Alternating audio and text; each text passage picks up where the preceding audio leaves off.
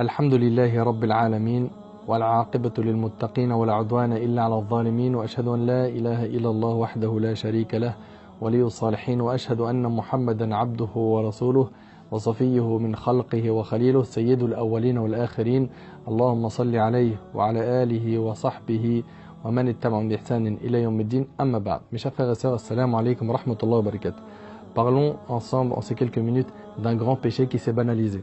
Ce grand péché, c'est le fait de retarder ses prières et de les faire sortir de son temps.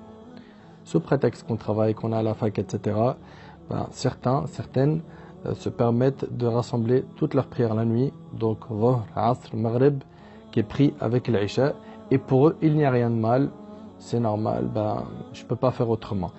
Donc eux, comme ils travaillent ou qu'ils sont étudiants, c'est ce qu'ils disent. D'autres, parce qu'ils vont sortir faire du shopping ou voir leurs amis, ils se permettent aussi de retarder leur salawat et les faire sortir de leur temps. Vous allez voir que c'est quelque chose de très très très grave dans cette vidéo. On va exposer un petit peu ce qu'Allah subhanahu wa ta'ala a dit à ce sujet et ce qu'a dit le prophète sallallahu alayhi wa sallam. Et ce que j'aimerais en fait, c'est que chacun d'entre nous comprend qu'à partir du moment où on est mukallaf, responsable, on se doit de prier. Et on se doit d'adorer Allah subhanahu wa ta'ala comme lui il le veut, pas comme nous on le veut. Et le bien, tout le bien se trouve dans notre religion. Et tous les ordres d'Allah subhanahu wa ta'ala sont un bien pour nous. Ce qu'il nous a interdit, c'est pour aussi notre bien. Et ce qui est assez étonnant, c'est de voir aujourd'hui des gens qui ont des apparences religieuses et qui sont détachés de la prière, qui ne comprennent pas la valeur de la prière, qui ne connaissent pas la valeur de la prière. Alors déjà, il faut savoir une chose. Pour ce qui est de la prière, comme vous le savez, c'est un pilier parmi les piliers de l'islam. C'est une obligation religieuse. De même, c'est le lien que l'on a avec Allah subhanahu wa ta'ala, c'est le moment où on parle avec Allah tabaraka wa ta'ala, c'est le moment où on est le plus proche de lui quand on est prosterné, etc. Ce moment-là, c'était la prunelle des yeux du prophète sallallahu alayhi wa sallam. Il disait « La prunelle de mes yeux était dans la prière ». La prière était le moment de repos du prophète sallallahu alayhi wa sallam. Il disait « Apaise-nous par la prière au Bilal ». Et c'est devenu aujourd'hui une chose qu'on bâcle, qu'on fait n'importe comment. On prie ça le soir, et puis voilà, peu importe combien de rak'ah j'ai fait, 3 ou 4, de toute façon j'ai des doutes tout le temps parce que j'en ai tellement à rattraper. Est-ce que c'est comme ça qu'on adore Allah subhanahu wa ta'ala? Est-ce que vous avez oublié qu'Allah tabaraka wa ta'ala a dit « Inna salata kanat ala al-mu'minina kitaban mawquta » Les prières sont pour les croyants déterminées à des moments précis. Est-ce que vous avez oublié que dans le hadith d'Ibn Mas'ud qui est rapporté par al-Bukhari, le prophète sallallahu alayhi wa sallam, quand on l'a questionné sur les meilleures œuvres, c'était quoi les meilleures œuvres? Il a dit la prière en son temps. La prière en son temps. Et puis, n'oubliez pas que dans le long hadith, le hadith de Jibril, quand il est venu enseigner au prophète la prière, il lui a enseigné que pour le Fajr, c'est dès que l'aube se lève, le Dhuhr, c'est quand le soleil décline de son zénith, que l'Asr, c'est quand l'ombre de toute chose devient égale à cet objet, que le Maghrib, c'est quand le soleil se couche, que l'Isha, c'est quand les lueurs rouges disparaissent. Donc, il lui a enseigné, et en fait, ce qui est impressionnant, c'est quand on voit le détail de ce hadith, on voit qu'il est venu le premier jour enseigner au prophète sallam les horaires des prières, en faisant la prière avec le prophète dans le début du temps de chaque prière. C'est-à-dire le début du Dhuhr, le début du Asr, etc. Le lendemain, il est venu avant la fin de chaque temps, de chaque salat. Il est venu avant la fin de chaque temps, de chaque salat. Et à la fin, il lui a dit « Ma bayna hadayni waqtun » Entre ces deux laps de temps que tu as vu là, le Dhuhr qui commence à ce moment-là, on peut le prier jusqu'à ce moment-là, puis après c'est l'Asr. Il lui a dit cet intervalle de temps-là, si tu pries au début, au milieu ou vers sa fin, tant que tu as prié et que c'est encore le temps de Dhuhr, c'est bon. Après, bien sûr, il y a une afdaliyya, il y a un mérite particulier à prier au début du temps. D'accord? Mais c'est permis de prier du Dhuhr jusqu'avant que l'Asr entre. D'accord? Et ainsi de suite pour chaque prière. Bon, on va pas détailler ces sujets avec les divergences de Waqt al-Maghrib chez telle école comme les Malikites, etc. Mais retiens, mon frère ainsi que toi, ma soeur, qu'Allah il a fixé des règles, il a fixé des temps. Il a fixé un nombre de prières. Pourquoi est-ce que toi, tu veux faire les choses à ta sauce? Et puis, subhanallah, c'est quand même, triste de voir des gens venir le soir faire Dhuhr, Asr, Maghrib, Isha. C'est quoi la prochaine étape? La prochaine étape, ça sera quoi? On va nous dire que quelqu'un a pris le Fajr et puis il s'est dit, bon, au lieu de les rattraper le soir, je les fais tout le matin. C'est ça la prochaine étape? Hein, c'est quelqu'un, il vient le matin parce qu'il a la force, il a la pêche, il fait Subh, Dhuhr, Asr, Maghrib, Isha, au lieu de les rattraper le soir, il dit je les rattrape le matin. Jusqu'à où en fait? On va où? Pourquoi ne pas nous plier tout simplement? Parce que là, subhanallah, wallah, on devrait avoir honte de nous, de désobéir à Allah et de commettre des grands péchés. J'ai bien dit des grands péchés, je pèse mes mots. Des grands péchés comme ceux du fait de sortir la prière de son temps. Allah tabaraka wa ta'ala a dit, écoutez attentivement, fawaylun lil musallin, malheur à ceux qui prient. Mais qui? Alladhina hum an salatihim sahun, ceux qui négligent, retardent leur prière. Ils la retardent. Malheur à eux, malheur à eux. Mon frère, ma soeur, t'as un cœur qui est vivant ou il est mort? Allah il dit malheur à toi. Ça te fait rien? Ça te touche pas? Allah Ta'ala il dit dans sourate Maryam فَخَلَفَ مِن بَعْدِهِمْ خَلْفٌ أَضَاعُوا الصَّلَاةَ وَاتَّبَعُوا الشَّهَوَاتِ فَسَوْفَ يَلْقَوْنَ غَيًّا. Allah il dit puis leur succédèrent des générations. أَضَاعُوا الصَّلَاةَ. Et là أَضَاعُوا الصَّلَاةَ parmi les tafasirs, أَضَاعُوا الصَّلَاةَ أي أخروها. Ils l'ont retardé. Ils l'ont juste retardé. Et وَاتَّبَعُوا الشَّهَوَاتِ. Ils ont retardé la prière et ils ont suivi leur passion. Et ils seront donc, Allah il dit فَسَوْفَ يَلْقَوْنَ غَيًّا. Ils seront dans des perditions. Eh bien, Al-Ghay, Ibn Abbas, il dit c'est un fleuve en enfer. C'est un fleuve en enfer qui est dédié à ceux qui retardent leur salat. Mon frère, c'est que toi, ma soeur, je sais pas, t'es conscient que c'est un grand péché?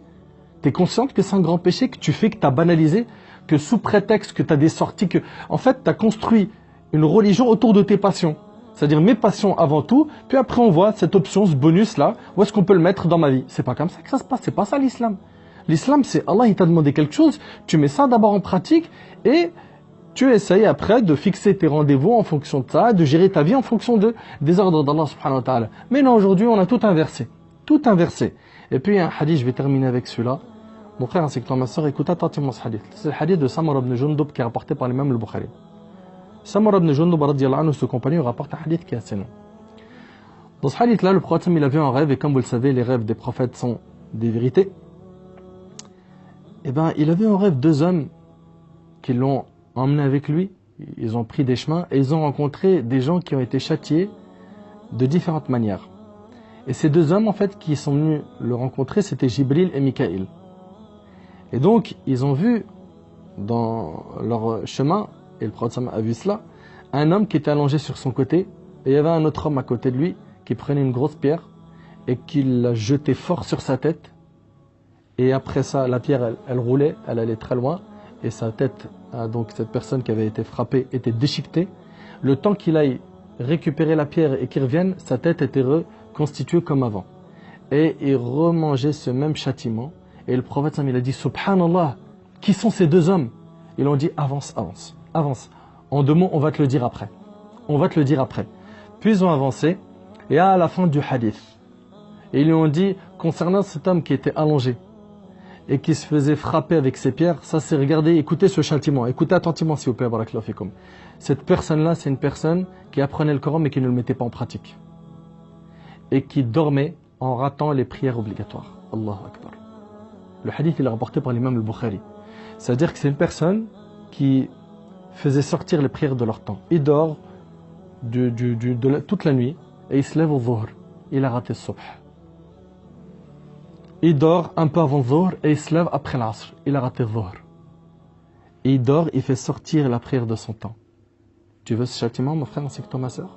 Si tu as un cœur encore en vie, en principe, après ce que tu as entendu, c'est terminé. Tu dois arrêter ça. Et pour arrêter ça, tu sais qu'est-ce que tu dois faire? Tu dois te repentir. Parce que tu as fait ce grand péché à plusieurs reprises. Et le repentir, ça a des conditions. Un, c'est le regret sincère du cœur. D'accord? Le regret sincère du cœur. Deux, te détacher immédiatement de ce péché. C'est-à-dire qu'à partir de maintenant, et après cette vidéo, crois-moi sur parole, tu n'as plus d'excuses devant Allah. Ne viens pas dire après, ouais mais je savais pas, on m'a pas prévenu. Si tu as visionné cette vidéo jusqu'au bout, tu n'as plus d'excuses devant Allah subhanahu wa ta'ala. Donc, tu te débrouilleras pour faire le nécessaire pour ne pas faire sortir une prière de son temps. D'accord? Et ça fait partie des conditions du repentir. Si tu veux qu'Allah te pardonne, si tu veux pas qu'Allah te pardonne, c'est ton choix. Ok? Mais après, assume les conséquences le jour du jugement. Donc on a dit premièrement le regret sincère du cœur. Deuxièmement, c'est que tu te détaches immédiatement de ce péché. C'est-à-dire à partir de maintenant, c'est fini cette histoire de ce prétexte que je vais faire du shopping ou voir mes amis ou mes copines. pour les sœurs entre elles ou les frères qui vont se voir entre eux et qui vont jouer au foot ou qui vont se distraire, eh ben allez, on tasse les prières, on les rattrape le soir et puis c'est pas grave, Allah il est Ghafour Rahim. Il est pardonneur, il est miséricordieux. N'oubliez pas qu'il est aussi dur en châtiment. Ne venez pas prendre ce qui vous plaît des textes et jouer que sur la miséricorde divine. N'oubliez pas aussi qu'il y a le châtiment d'Allah subhanahu wa ta'ala. Et on espère bien sûr la clémence et la miséricorde divine. Mais pour ça, il faut faire des efforts. Donc on a dit se détacher immédiatement du péché. Et 3, et ça c'est la dernière chose, c'est d'être déterminé à ne plus jamais le refaire. Sois déterminé mon frère, c'est que toi ma soeur. Respecte-toi un petit peu, subhanallah. Respecte-toi un petit peu. Bon, tu ne le savais pas, ou tu ne voyais pas la gravité, à partir de maintenant, tu n'as plus d'excuses devant Allah subhanahu wa ta'ala. Ressaisis-toi et sache que celui qui se repent du péché, c'est comme si qu'il ne l'avait pas fait. Le prophète il a dit At-ta'ib min adh-dhanb kaman la dhanba lah. Regarde comment c'est beau. Celui qui se repent d'un péché, c'est comme si qu'il ne l'avait pas fait. At-tawba, c'est quelque chose qui va détruire ces péchés que tu as fait, voire même te les transformer en bonnes actions. Donc alhamdulillah, tu peux te rattraper, garde espoir, sois quelqu'un de positif, dis pas que voilà, je culpabilise, c'est chaud, je vais avoir un châtiment. Non, dis plutôt, je vais me ressaisir et Inch'Allah, je vais gagner la miséricorde d'Allah pour obtenir le paradis. Je veux ton bien du fond du cœur. C'est pour ça que j'ai utilisé un ton un petit peu sec avec toi, mais c'est Wallahi al-Azim pour ton bien. Ressaisis-toi, reprends-toi en main. أسأل الله سبحانه وتعالى أن ينفعني بما قلت وأن ينفعكم بما سمعتم. هذا ما أعلم والله عز وجل أعلى وأعلم. سبحانك اللهم وبحمدك أشهد أن لا إله إلا أنت أستغفرك وأتوب إليك. بارك الله فيكم والسلام عليكم ورحمة الله وبركاته.